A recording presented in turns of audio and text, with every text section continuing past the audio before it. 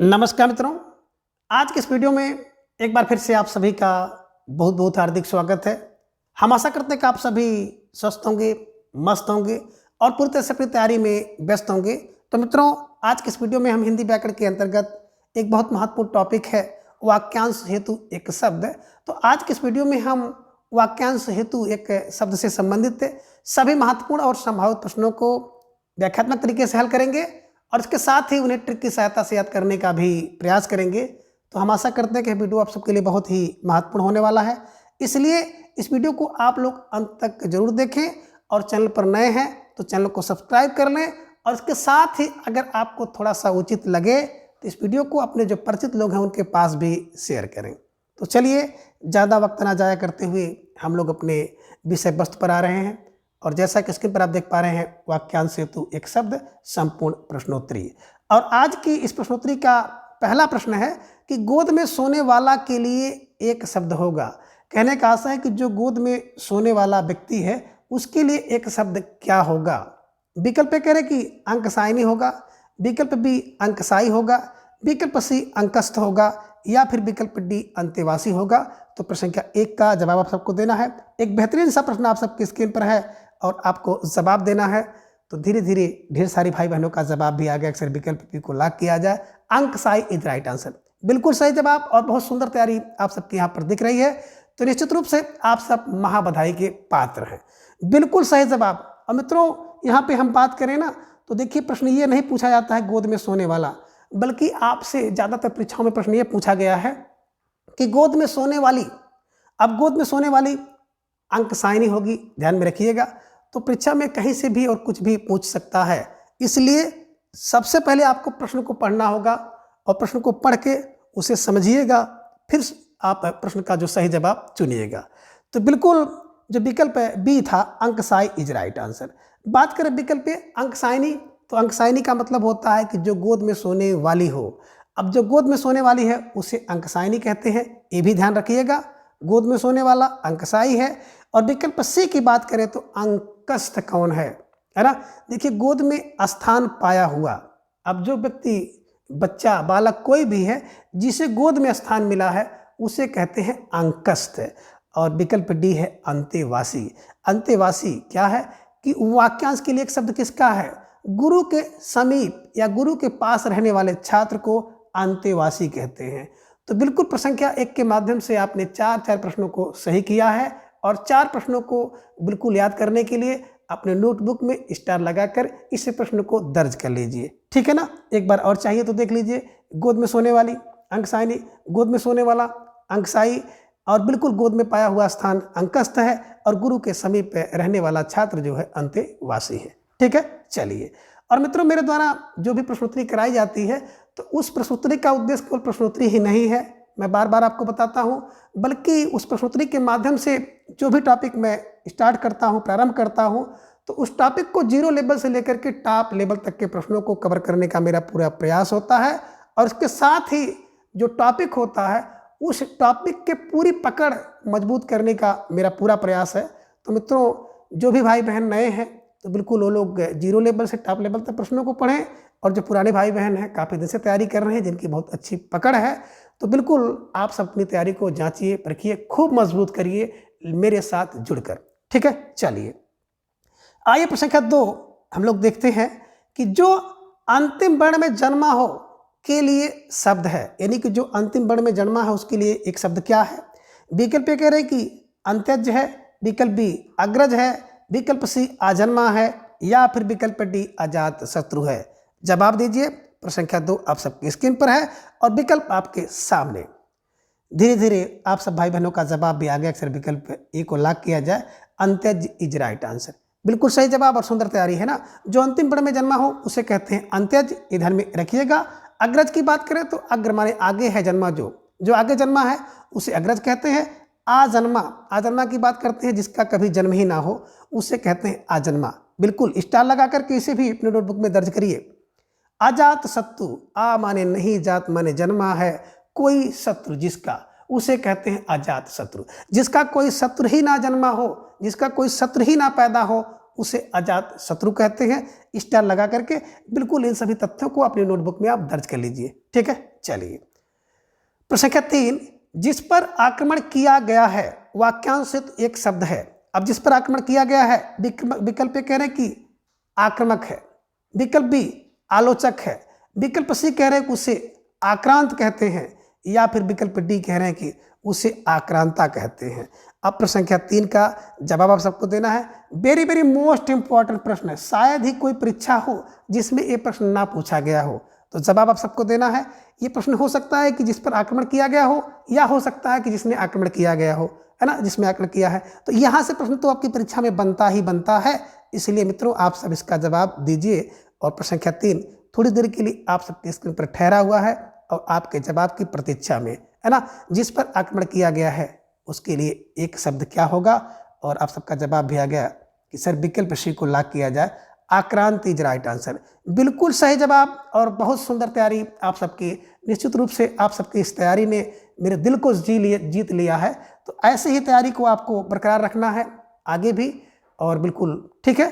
तो आक्रांत, जिस पर आक्रमण किया गया उसे आक्रांत कहते हैं, और आक्रांता हुई आक्रांता, तो आक्रांता वही है जिसने आक्रमण किया, उसे कहते हैं, क्या कहते हैं, आक्रांता। और उसी को आक्रामक भी कहते हैं, जो आक्रमण करता है ना उसी को आक्रामक भी कहते हैं, ध्यान में रखिएगा। और यहाँ पे देखिए बीच में विकल्प भी अलग से एंट्री कर लिया है, आलोचक। आलोचक कौन है, तो आप कह सकते हैं किसी व्यक्ति या किसी वस्तु के गुण दोषों की आलोचना जो करता है ना, उसे आलोचक कहते हैं। तो ध्यान में रखिएगा और स्टार लगा करके इसे अपने नोटबुक में दर्ज कर लीजिए, ठीक है। बिल्कुल, आक्रामक कौन है, जो आक्रमण करता है। आलोचक कौन है, जो किसी व्यक्ति या वस्तु के गुण दोष का बिल्कुल आलोचना करता है। आक्रांत, जिस पर आक्रमण किया गया हो। आक्रांता, जिसने आक्रमण किया है, ठीक है। चलिए, प्रश्न संख्या 4, आशा से बहुत अधिक के लिए एक शब्द क्या होगा, यानी कि आशा से बहुत अधिक, इसके लिए एक शब्द क्या होगा। विकल्प ए कह रहे हैं कि अप्रत्याशित होगा, विकल्प बी कह रहे हैं कि आशातीत होगा, विकल्प सी कह रहे हैं कि इच्छुक होगा, या फिर विकल्प डी है इप्सित होगा। तो इप्सित को थोड़ा ठीक कर लीजिएगा, इप्सित होगा। अब जवाब आप सबको देना है। तो प्रश्न संख्या 4 का कि अप्रत्याशित, आशातीत, इच्छुक या इप्सित, है ना। आशा से बहुत अधिक के लिए एक शब्द है। अब धीरे धीरे आप सबका जवाब भी आ गया कि सर आशा से जो बहुत अधिक होता है उसके लिए क्या है, विकल्प बी आशातीत। आशा धन अतीत, आशा से भी जो अधिक मिल जाए उसे कहते हैं आशातीत। तो बिल्कुल सही जवाब विकल्प बी, जिन भाई बहनों ने दिया, और आप सबकी तैयारी बहुत उत्कृष्ट है ना। बात करें विकल्प ए में, अप्रत्याशित, आ माने नहीं, प्रत्या माने जिसकी आशा हो, इत हो। तो आ माने नहीं प्रत्याशित है जिसकी आशा ही ना हो, तो जिसकी आशा ना की गई हो उसे कहते हैं अप्रत्याशित। ढेर सारे ऐसे काम होते हैं जिसकी आशा हम लोग नहीं करते हैं, और कभी कभी वैसा हो जाता है। कोई परीक्षा आप दीजिए और उसकी उम्मीद ही ना कीजिए कि मतलब बिल्कुल उस परीक्षा में हम पास हो जाएंगे, तो वो अप्रत्याशित होता है। और उसी परीक्षा में आप सोचो कि मुझे कम नंबर मिलेगा, 10-20 नंबर मिले, और जाके 100 नंबर मिल जाए, तो आशा से अधिक मिल जाए तो आशातीत है। और बिल्कुल जिसकी आशा ना हो ऐसा कुछ हो जाए तो उसे अप्रत्याशित कहते हैं। स्टार लगा करके बिल्कुल इसे अपने नोटबुक में दर्ज कर लीजिए, ठीक है। चलिए, विकल्प सी की बात करें तो इच्छुक एक शब्द आपके स्क्रीन पर है। और इच्छुक क्या होता है, किसी चीज़ या बात की इच्छा रखने वाले को हम लोग कहते हैं इच्छुक, इच्छा रखने वाला। और एक विकल्प आप दे रहे हैं इप्सित, है ना। तो इप्सित क्या है, किसी इच्छा, है ना, इच्छा की गई हो, जिसकी इच्छा की जाती है उसे कहते हैं इप्सित है, या जिसकी चाह की गई हो, चाह की गई हो इसे इप्सित है। ध्यान में रखिएगा, ठीक है। चलिए, प्रश्न संख्या 5, अपनी विवाहिता से उत्पन्न पुत्र को कहते हैं। विकल्प कह रहे हैं कि औरस कहते हैं, विकल्प बी सहोदर कहते हैं, विकल्प सी जारज कहते हैं, या फिर विकल्प डी पाचक कहते हैं। तो प्रश्न संख्या 5 का जवाब आप सबको देना है। एक बेहतरीन सा प्रश्न आप सबके स्क्रीन पर है, और धीरे धीरे आप सबका जवाब भी आना शुरू हो गया कि सर विकल्प ए को लॉक किया जाए। बिल्कुल सही जवाब, है ना। अपनी विवाहिता पत्नी से उत्पन्न जो पुत्र होता है उसे कहते हैं औरस। ध्यान में रखिएगा, औरस। और सहोदर क्या होता है, सह माने साथ में, एक ही उदर से जिनका जन्म होता है उसे सहोदर कहते हैं। यानी कि एक माता के पेट से, उदर से जन्मे हुए जितने भाई हैं सब सहोदर हैं। और विकल्प सी की बात करते हैं जारज। ये जारज कौन है? तो औरस का विलोम शब्द होता है जारस, जारज, और जारज का विलोम शब्द होता है औरस। तो पहले ये ध्यान में रखिएगा। अब ये जारज किसके लिए प्रयोग होता है? तो दिमाग में रखिएगा कि वह संतान जो क्या होता है, उपपत्नी से उत्पन्न होता है, या आप कह सकते हैं किसी पत्नी के द्वारा उसके जो उपपति से उत्पन्न संतान होती है उसे कहते हैं जारज। ये ध्यान में रखिएगा कि अन्य पत्नी से उत्पन्न जो संतान होता है उसे जारज कहते हैं, ठीक है ना। और यहाँ पे देखिए विकल्प डी एक शब्द आपको मिल रहा है पाचक। तो पाचक थोड़ा सा हटकर है कि पचाने की क्रिया करने वाला जो होता है ना उसे कहते हैं पाचक, ठीक है।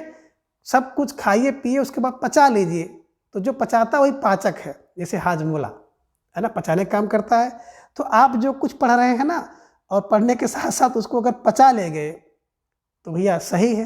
तो आपको एक पाचक चाहिए। पाचक का मतलब जितना पढ़िए उसको रिपीट कर लीजिए, ट्रिक की सहायता से, क्लू की सहायता से, जैसे भी हो दिमाग में बैठा लीजिए। तो पाचक का मतलब होता है पचाने वाला, ठीक है।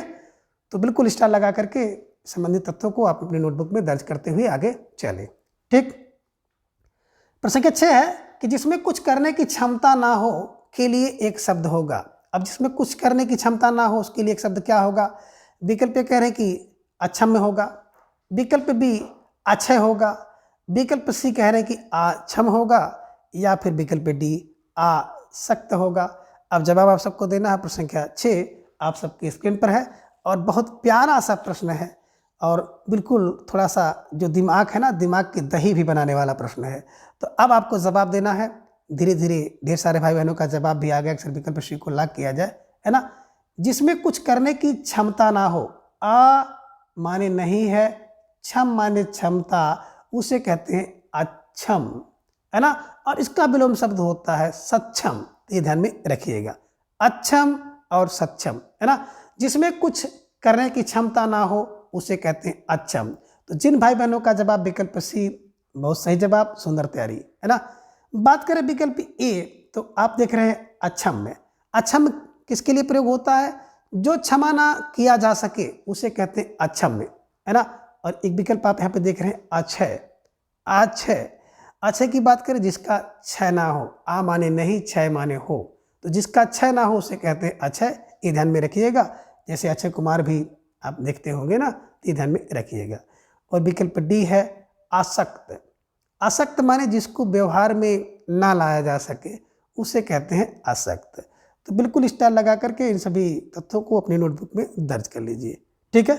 चलिए प्रश्न के 7 है कि जो शोक करने योग्य ना हो उसे क्या कहते हैं? यानी कि जिसके विषय में सोच नहीं किया जाए, है ना, जो सोच करने के योग्य ना हो उसे क्या कहा जाएगा? विकल्प पे कह रहे हैं कि अशोक कहा जाएगा, उसे आशोच या आशोक कहा जाएगा, विकल्प सी कह रहे हैं अतुंग कहा जाएगा, या फिर विकल्प डी कह रहे हैं उसे अदम्य कहा जाएगा। अब जवाब आपको देना है। संख्या 7 आप सबके स्क्रीन पर है और धीरे धीरे आप सबका जवाब भी आ गया। अक्सर विकल्प बी को लॉक किया जाए, है ना। विकल्प बी आशोच या आशोक्य, है ना। तो जो शोक ना करने योग्य उसे कहते हैं अशोच। ये ध्यान में रखिएगा। स्टार लगाकर इसे अपनी नोटबुक में दर्ज कर लीजिएगा। तो जिन भाई बहनों का जवाब विकल्प बी था, सही जवाब और बहुत सुंदर तैयारी आप सबके यहाँ पर दिख रही है। बात करें आ माने नहीं है, शोक माने दुख, है ना। तो अशोक कहते हैं जहाँ पे दुख ही ना हो उसे शोक से रहित आप कह सकते हैं कि आ माने नहीं शोक हो जहाँ, है ना, यानी कि शोक से रहित अशोक है। शोक करने योग्य अशोच या अशोक है।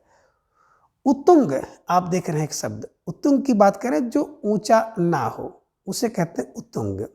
और एक यहाँ पे देख रहे हैं अदम्य। अदम्य का मतलब होता है जिसका दमन ना किया जा सके। आ माने नहीं, दम माने दमन किया जा सके उसे कहते हैं अदम्य। ये ध्यान में रखिएगा। स्टार लगाकर इसे अपने नोटबुक में दर्ज कर लीजिएगा, ठीक है।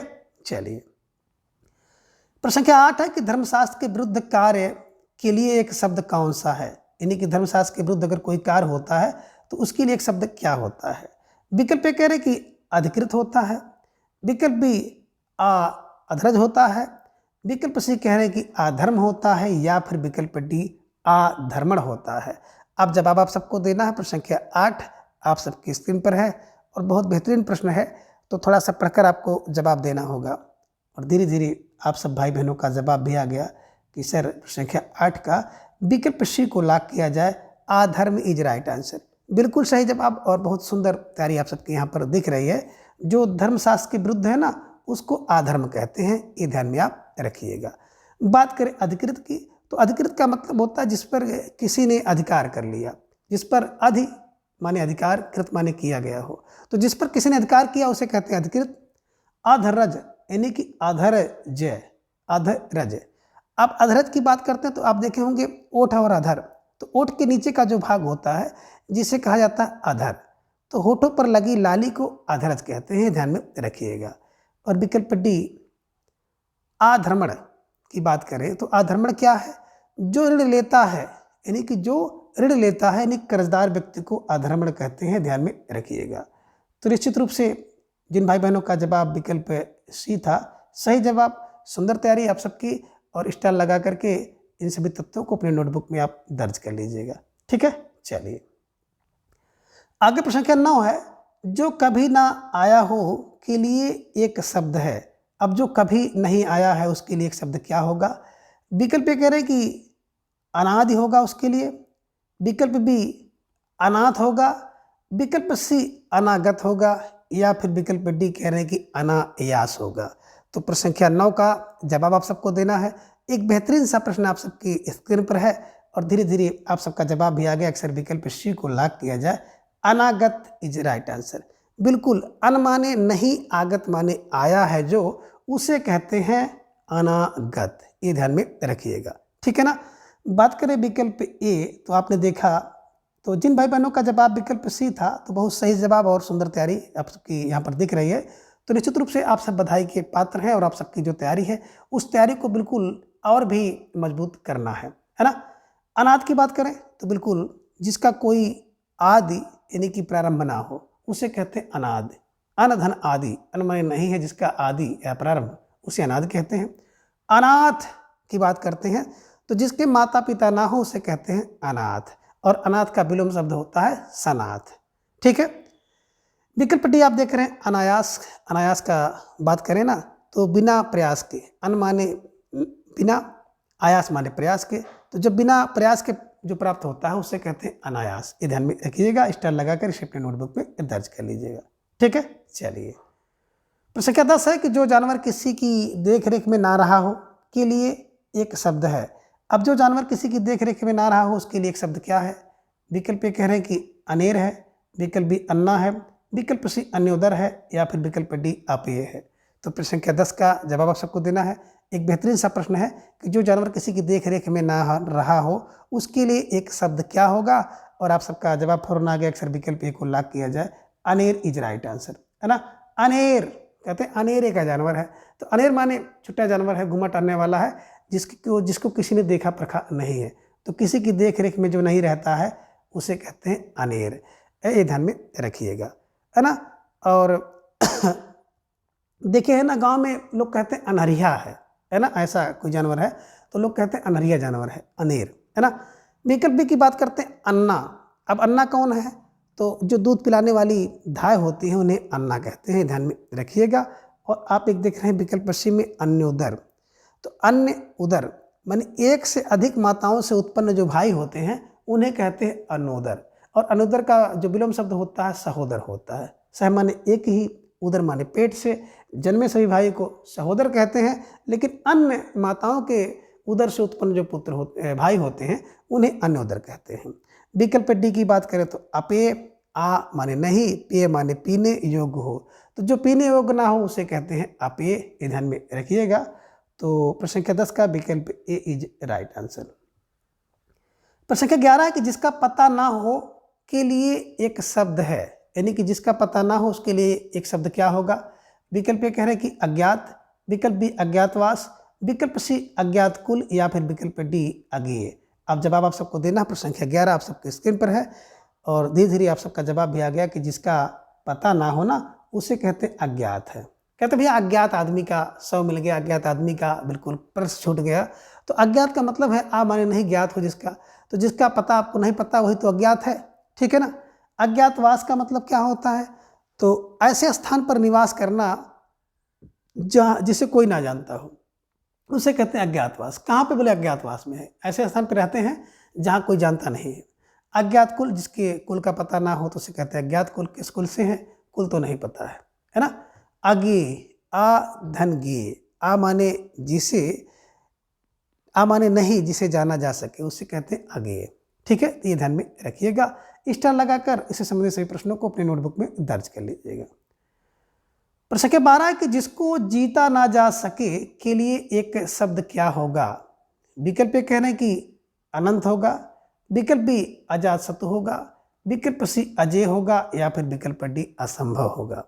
अब प्रश्न संख्या 12 का जवाब आप सबको देना है और धीरे धीरे आप सब भाई बहनों का जवाब भी आ गया। अक्सर विकल्प में भी सी को लॉक किया जाए तो विकल्प सी अजय इज राइट आंसर। आ माने नहीं, जे माने जिस पे जीता जा सके, उसे कहते हैं अजय, है ना। विकल्प ए की बात करें अनंत, तो अन धन अंत, अन माने नहीं हो जिसका अंत, उसे कहते हैं अनंत। जिसका अंत ही ना हो उसे अनंत कहते हैं। आजात शत्रु की बात करें, आ माने नहीं, जात माने जन्मा है, जिसका कोई शत्रु उसे अजात शत्रु कहते हैं, ध्यान में रखिएगा। असंभव, आ माने नहीं, संभव माने संभव हो जो, उसे कहते हैं असंभव। तो जो संभव ना हो उसे असंभव कहते हैं, और जो नहीं हो सकता है, एक अर्थ इसका ये भी होता है, जो नहीं हो सकता है उसे कहते हैं असंभव। तो ये भी आप ध्यान में रखिएगा। ठीक है, चलिए आगे। प्रश्न संख्या 13 है कि निम्न में असंगत विकल्प कौन सा है। जवाब आप सबको देना है। प्रश्न संख्या 13 आपके स्क्रीन पर है कि विकल्प कह रहे कि जिसमें संदेह हो उसे असंदिग्ध कहते हैं, यह संगत है। या फिर विकल्प बी कह रहे कि जो सहनशील ना हो उसे असहिष्णु कहते हैं, यह संगत है। विकल्प सी कह रहे कि जिसको सहन ना किया जा सके उसे असह्य कहते हैं, यह संगत है। या फिर विकल्प डी जो उचित समय पर ना हो उसे असामयिक कहते हैं, तो ये असंगत है। अब प्रश्न संख्या 13 का जवाब आप सबको देना है। एक बेहतरीन सा प्रश्न आप सबके स्क्रीन पर है और आप सबका फौरन जवाब आया कि विकल्प ए को लॉक किया जाए। जिसमें संदेह हो, है ना, उसे संदिग्ध कहते हैं। यहाँ पे होना था जिसमें संदेह ना हो तब असंदिग्ध होता, ये ध्यान में रखिएगा। जिसमें संदेह ना हो तो असंदिग्ध होता।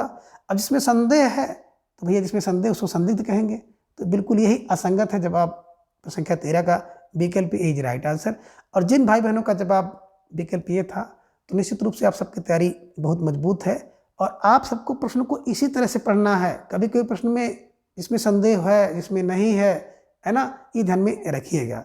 तो ऐसे व्याकरण को जब भी आप हल करिएगा तो व्याकरण के प्रश्न को ध्यान से पढ़ लीजिएगा, पढ़ के गुनिएगा, गुनने के बाद तब उसका विकल्प चुनिएगा। तो बिल्कुल सही जवाब विकल्प ये है। बात करें जो सहनशील ना हो, तो जो सहनशील नहीं होगा वो असहिष्णु होगा। जिसको सहन ना किया जा सके असह्य है। जो उचित समय पर ना होता है उसे असामयिक कहते हैं, ये ध्यान में रखिएगा। ठीक है, चलिए प्रश्न संख्या 14 है कि आस्तिक के लिए वाक्य है, यानी कि आस्तिक जो वाक्य है तो एक शब्द है, तो इसका वाक्य क्या है। विकल्प कह रहे कि जो ईश्वर में विश्वास नहीं करता उसे आस्तिक कहते हैं। या फिर विकल्प भी कह रहे जो ईश्वर में विश्वास करता है उसे आस्तिक कहते हैं। और विकल्प सी कह रहे जिसे बुलाया गया हो उसे आस्तिक कहते हैं। या तिनका से जो बना है घर उसे आस्तिक कहते हैं। आप जवाब दीजिए। संख्या 14 आप सबके स्क्रीन पर है और धीरे धीरे आप सब भाई बहनों का जवाब भी आ गया कि सर विकल्प बी को लॉक किया जाए। जो ईश्वर में विश्वास करता है उसे आस्तिक कहते हैं और जो ईश्वर में विश्वास नहीं करता उसे नास्तिक कहते हैं। तो ये भी ध्यान में आप रखिएगा। आस्तिक कौन है, जो आस्था है जिसकी, यानी कि ईश्वर में जो विश्वास रखता है आस्तिक है। और जो ईश्वर में विश्वास नहीं करता है ना से नहीं ना से नास्तिक, है ना। विकल्प सी की बात करें तो जिसे बुलाया गया हो। अब जिसे बुलाया गया हो उसके लिए एक शब्द क्या होगा, तो उसके लिए एक शब्द क्या होगा जवाब आपको देना है। उसे कहते हैं आहूत। आ माने बुलाया गया है, हूत माने जिसे बुलाया गया हो, उसे कहते हैं आहूत। और तिनकों से बना जो घर होता है ना उसे कहते हैं उटज, उटज, ध्यान में रखिएगा, है ना। तो जिन भाई बहनों का जवाब विकल्प बी था तो सही जवाब और बहुत सुंदर तैयारी आप सबकी, है ना, बिल्कुल यहाँ पर दिख रही है। ये लीजिए प्रश्न संख्या 15 आपके स्क्रीन पर कि जो धरती को चीर या आप उसे कह सकते हैं फोड़ कर जन्मता है उसे क्या कहते हैं।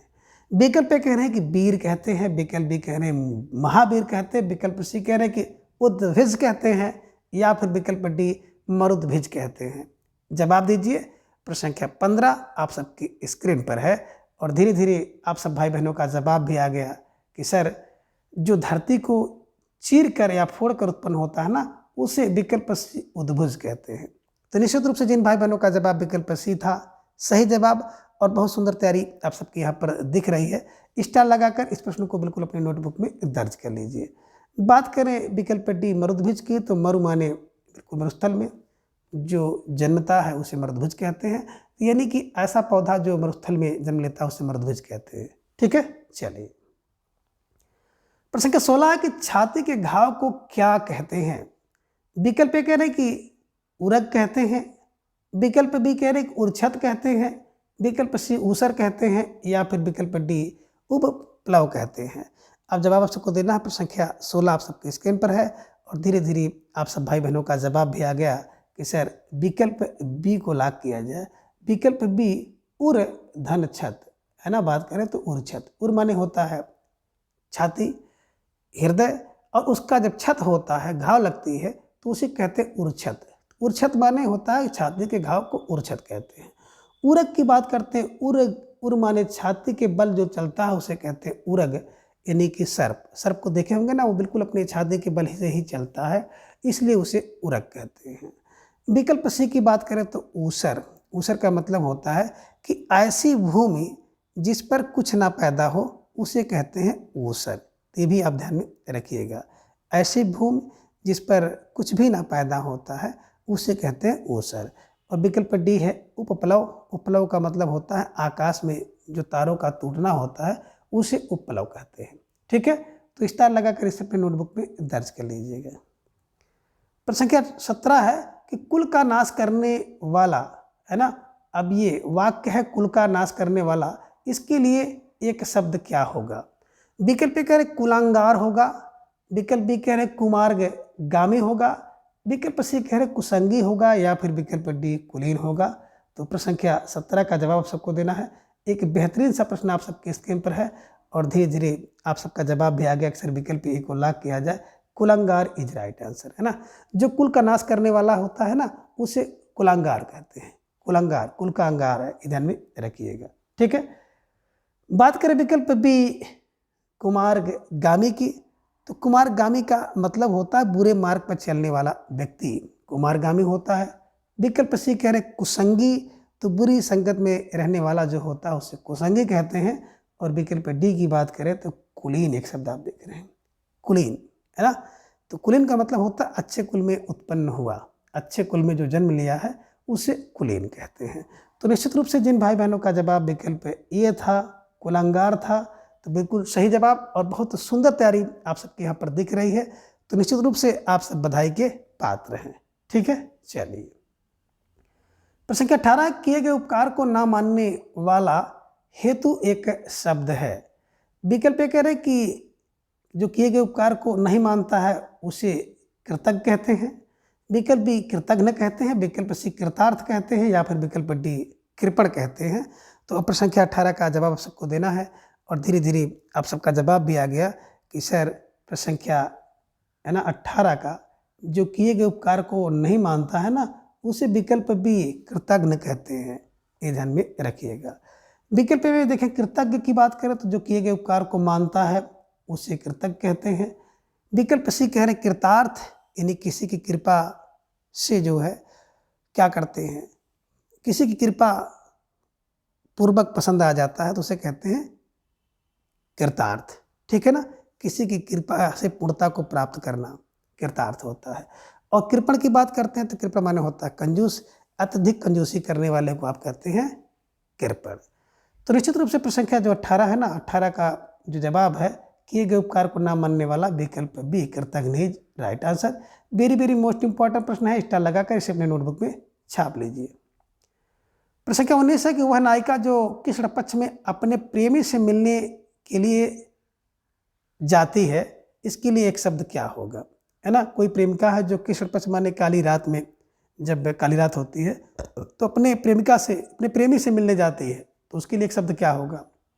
विकल्प कह रहे कुहू, विकल्प बी क्लीव, विकल्प सी कृष्ण अपसारिका होगा, या फिर विकल्प डी है क्षिप्रहस्त होगा। अब जवाब दीजिए प्रश्न संख्या 19 का। एक प्यारा सा प्रश्न आप सबके स्क्रीन पर है, और धीरे धीरे आप सबका जवाब भी आना शुरू हो गया कि सर विकल्प सी को लॉक किया जाए, कृष्णा अभिसारिका इज राइट आंसर, है ना। कृष्ण माने रात की, अभिसारिका माने होता नायिका। तो ऐसी नायिका जो अंधेरी रात में अपने प्रेमी से मिलने जाती है उसे कहते हैं कृष्णा अभिसारिका, ये ध्यान में रखिएगा।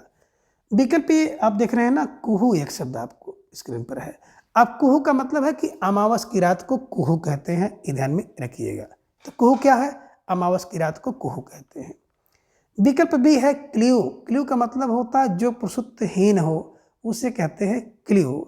और विकल्प डी है क्षिप्र हस्त। क्षिप्र माने होता है तेजी के साथ, हस्त माने हाथ जिसका चले, यानी कि जिसका हाथ बहुत तेजी से चलता हो उसे क्षिप्र हस्त कहते हैं। तो ये भी ध्यान में आप रखिएगा।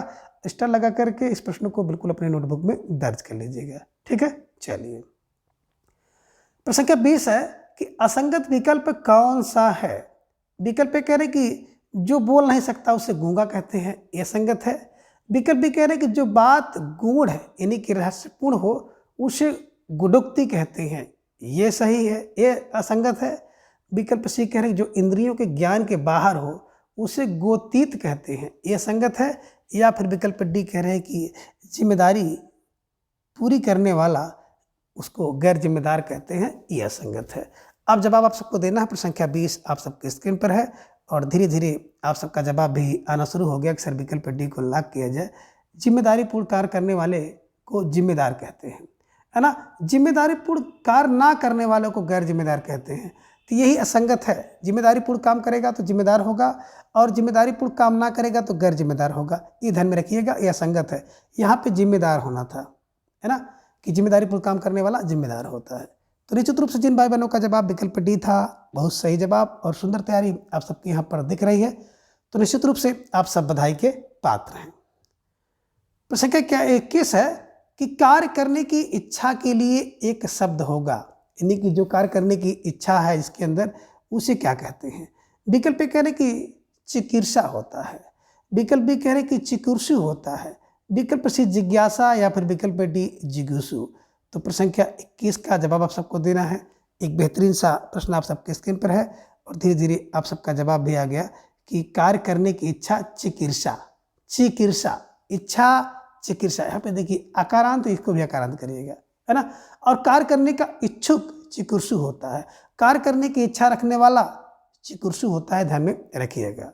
विकल्प सी की बात करते हैं तो जिगीषा एक शब्द है। बात करें जिगीषा की तो जिगीषा का मतलब होता है जीतने की इच्छा, जिगीषा कहलाता है। और जीतने की इच्छा रखने वाला या जीतने की इच्छा जिसके अंदर हो उसे जिगुषी कहते हैं। तो ध्यान में रखिएगा, जीतने की इच्छा जिगीषा, जीतने का इच्छुक जिगीषु, ध्यान रखिएगा और स्टार लगाकर इस प्रश्न को अपने नोटबुक में दर्ज कर लीजिएगा, ठीक है। चलिए, तो संख्या 22 है कि भोजन की इच्छा के लिए एक शब्द है, यानी कि भोजन की इच्छा के लिए एक शब्द क्या होगा। विकल्प कह रहे कि जिघत्सु होगा, विकल्प बी जिगस्सा होगा, विकल्प सी कह रहे जिज्ञासा होगा या फिर विकल्प डी जिज्ञांसु होगा। अब जवाब आप सबको देना है। प्रश्न संख्या 22 आप सबके स्क्रीन पर है कि भोजन की इच्छा रखने वाला, और धीरे धीरे आप सबका जवाब भी आ गया कि जो भोजन की इच्छा रखने वाला है ना, उसके लिए विकल्प ए जिघत्सु इज राइट आंसर। तो भोजन की इच्छा रखने वाला, देखिए बात यहाँ पे पूछ रहे हैं इच्छा, तो देखिए मित्रों भोजन की इच्छा अगर दिख रहा है तो विकल्प बी को आप लॉक करिए। विकल्प बी भोजन की इच्छा जिगिस्सा, भोजन की इच्छा रखने वाला यानी कि इच्छुक होगा तो जिगिस्सु होगा, ये ध्यान में रखिएगा। जब भी परीक्षा में आपके प्रश्न पूछा जाए कि इच्छा तो जिगिस्सा, इच्छुक तो जिगिस्सु, ध्यान में रखिएगा, ठीक है ना। तो भोजन की इच्छा के लिए आप ध्यान रखिएगा विकल्प बी सही होगा, और भोजन की इच्छुक, भोजन का इच्छुक इच्छा रखने वाला जिज्ञासु होगा। विकल्प सी की बात करें तो जिज्ञासा, है ना। जिज्ञासा क्या है, बिल्कुल किसी को मारने की जो इच्छा होती है उसे जिज्ञासा कहते हैं, और मारने का जो इच्छुक होता है उसे जिज्ञासु कहते हैं, ध्यान में रखिएगा। स्टार लगाकर इस प्रश्न को बिल्कुल अपने नोटबुक में दर्ज कर लीजिए, ठीक है। चलिए, प्रश्न संख्या 23 है कि जिंदा रहने की इच्छा के लिए एक शब्द क्या होगा। अब जिंदा रहने की इच्छा के लिए एक शब्द क्या होगा।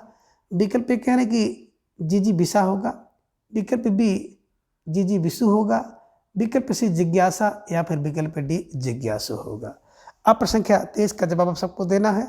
और धीरे धीरे आप सबका जवाब भी आ गया कि जिंदा रहने की जो इच्छा होती है ना, इच्छा, इच्छा जिजीविषा, इच्छुक है ना, जिंदा रहने का इच्छुक, जिंदा रहने की चाह, ये ध्यान में रखिएगा। तो उसके लिए क्या होगा, जिजीविषु होगा। तो निश्चित रूप से प्रश्न संख्या 23 का जिन भाई बहनों का जवाब विकल्प ए है, तो बहुत सही जवाब और बहुत सुंदर तैयारी आप सबकी यहाँ पर दिख रही है। तो निश्चित रूप से आप सब बधाई के पात्र हैं। तो जिंदा रहने की इच्छा जिजीविषा, जिंदा रहने का इच्छुक जिजीविषु होगा, ध्यान में रखिएगा। जिज्ञासा, बिल्कुल, जिज्ञासा का मतलब क्या है, जानने की इच्छा, जिज्ञासा, और जानने का इच्छुक जिज्ञासु, ये भी आप ध्यान में रखिएगा और स्टार लगाकर इसे अपने नोटबुक में दर्ज कर लीजिए। ठीक है, चलिए प्रश्न संख्या 24 है कि जिज्ञास के लिए वाक्य है। अब जिज्ञास किसे कहते हैं? विकल्प कह रहे हैं कि जिज्ञासा ना करने योग्य जो हो उसे जिज्ञास कहते हैं। विकल्प भी कह रहे हैं कि जिज्ञासा करने योग्य जो हो उसे जिज्ञास कहते हैं। विकल्प सी कह रहे हैं कि जीने की इच्छा को जिज्ञास कहते हैं। और विकल्प डी कह रहे हैं कि जीने का इच्छुक जो है उसे जिज्ञास कहते हैं। अब जवाब आप सबको देना है। बेहतरीन सा प्रश्न आप सबके स्क्रीन पर है और धीरे धीरे आप सबका जवाब भी आ गया कि जिज्ञास का मतलब होता है, क्या होता है, जिज्ञासा करने योग्य, है ना। तो प्रश्न संख्या 24 का जिन भाई बहनों का जवाब विकल्प बी था, तो सही जवाब और बहुत सुंदर तैयारी आप सबकी यहाँ पर दिख रही है। जिज्ञास का मतलब होता है जिज्ञासा करने योग्य, ये ध्यान में रखिएगा। ठीक है ना, ये आप ध्यान में हमेशा रखिएगा। ठीक है, चलिए आगे प्रश्न संख्या 25 है कि फूलों के गुच्छे को क्या कहते हैं। अब जो फूलों का गुच्छा है उस गुच्छे के लिए एक शब्द क्या होगा? विकल्प कह रहे हैं कि बौर होगा, विकल्प भी कह रहे हैं कि जौहर होगा, विकल्प सी कह रहे हैं कि जौहर होगा, या फिर विकल्प डी कह रहे हैं कि जालिम होगा। तो अब प्रश्न संख्या 25 का जवाब आप सबको देना है। एक बेहतरीन सा प्रश्न आप सबके स्क्रीन पर है और धीरे धीरे आप सबका जवाब भी आ गया कि सर फलों का जो गुच्छा होता है ना उसे झौर कहते हैं। विकल्प बी झौर इज राइट आंसर, है ना। स्टार लगाकर इसे अपनी नोटबुक में दर्ज कर लीजिएगा। बात करें बौर की, तो जब आम का जो है ना फल आने से पूर्व जब उसमें कुछ नई वो चीज़ें आती हैं तो उसको बौर कहते हैं, है ना। जौहर क्या है? तो जौहर का मतलब होता है अग्नि में प्रवेश। कब? जब पति की मृत्यु हो जाती है तो अपने सत्य को, अपनी इज्जत को बचाने के लिए स्त्री भी उसमें क्या कर जाती थी, जल जाती थी, तो उसी को जौहर कहते थे। और जालिम, है ना, जालिम का मतलब होता है जो अकारण जुल्म करता हो, बिना किसी कारण के जो जुल्म करे उसे जालिम कहते हैं। इसे भी ध्यान में आप रखिएगा और स्टार लगाकर इस सभी प्रश्नों को आप आसानी से अपनी नोटबुक में दर्ज कर लीजिएगा। तो मित्रों, आज के इस वीडियो में बस इतना। अगले वीडियो में हम इसके अगले भाग को जानेंगे। तब तक के लिए आप सब खूब मजबूती से अपनी तैयारी करते रहिए, अपना ख्याल रखिए और अपना प्रेम, स्नेह एवं विश्वास इसी तरह से चैनल पर बनाए रखिए। प्रत्येक दिन सुबह 7 बजे हिंदी साहित्य इतिहास के प्रश्नोत्तरी के लिए मेरे और अपनी तैयारी को जांचिए, रखिए, मजबूत करिए। तो मित्रों, अब आज के इस वीडियो से हम विदा लेंगे। धन्यवाद, नमस्कार, बाय बाय।